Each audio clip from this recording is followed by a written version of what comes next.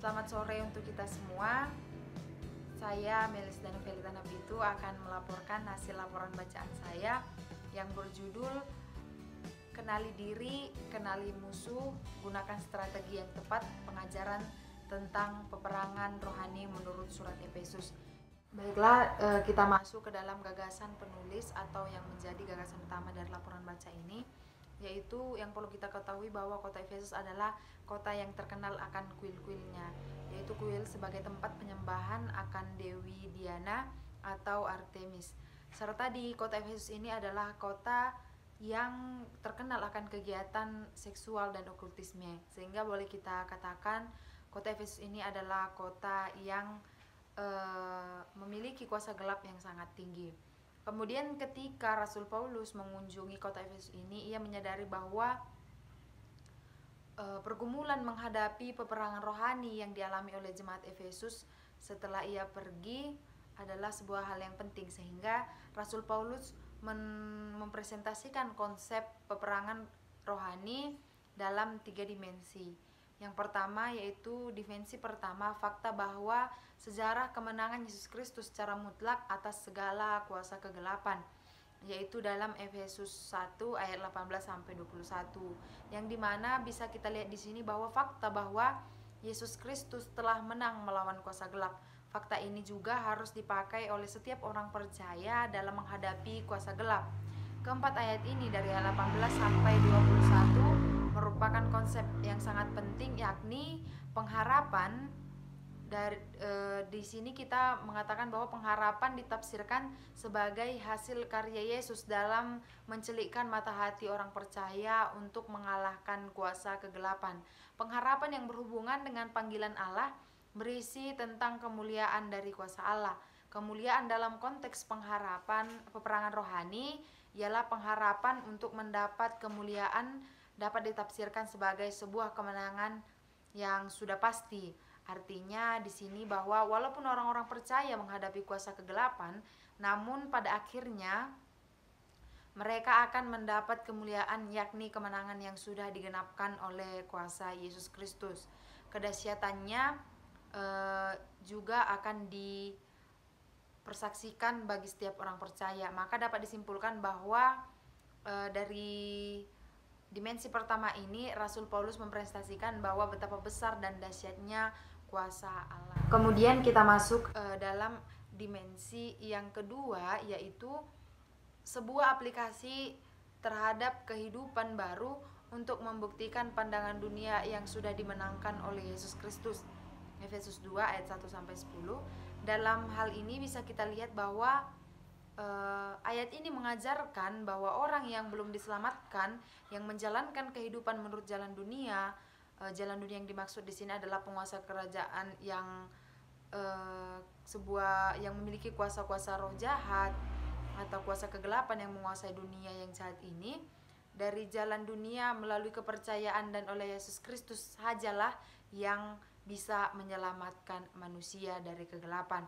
Lalu dari ayat 5 sampai 6, Paulus menggambarkan kematian dan kebangkitan untuk mengatasi kematian. Allah telah menghidupkan dan membangkitkan orang-orang percaya bersama Kristus.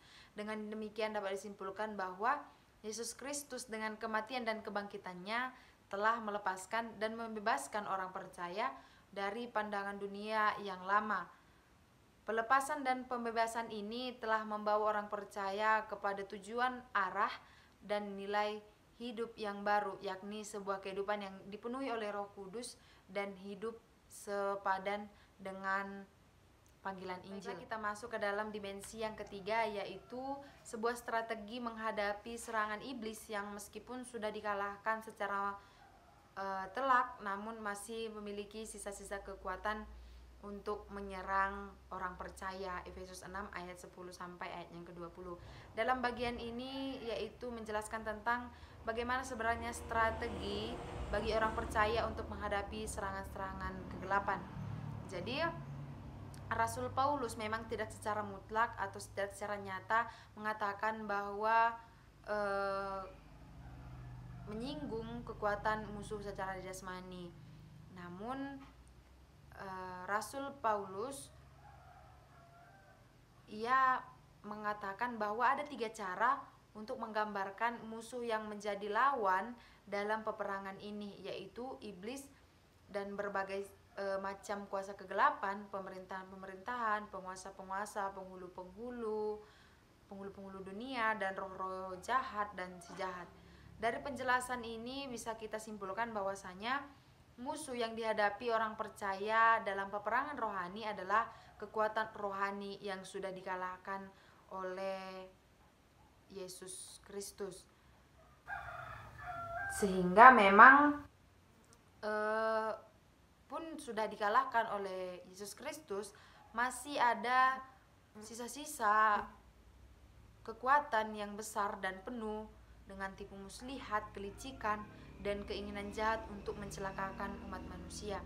Kemudian yang kedua adalah bertahan, yaitu strategi yang diterapkan untuk menghadapi serangan kuasa kegelapan.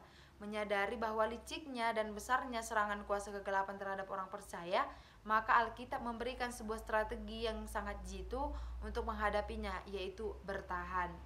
Rasul Paulus memberikan 3 perintah strategis sebagai bagian dari tindakan bertahan, yaitu yang pertama menjadi kuat, 2 mengenakan perlengkapan senjata Allah, dan yang ketiga mengambil seluruh perlengkapan senjata Allah.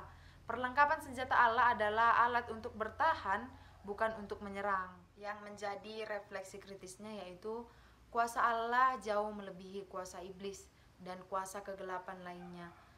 Pertempuran antara kuasa Allah dan kuasa kegelapan merupakan pertempuran yang tidak seimbang yang sudah dimenangkan oleh Allah lewat karyanya Yesus Kristus.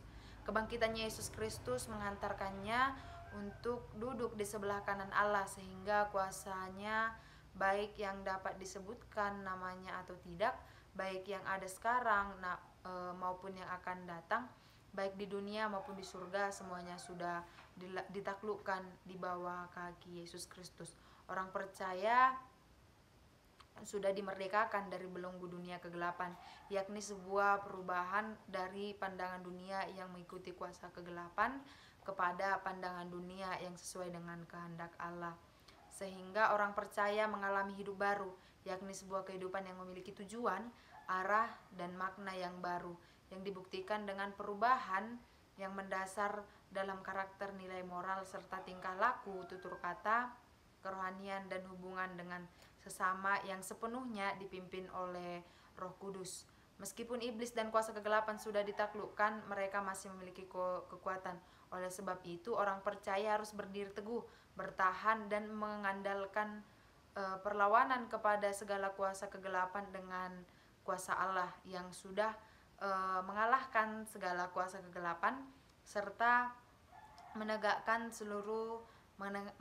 seluruh perlengkapan senjata Allah.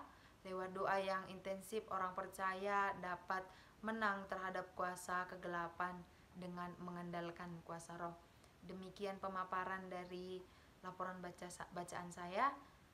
Terima kasih.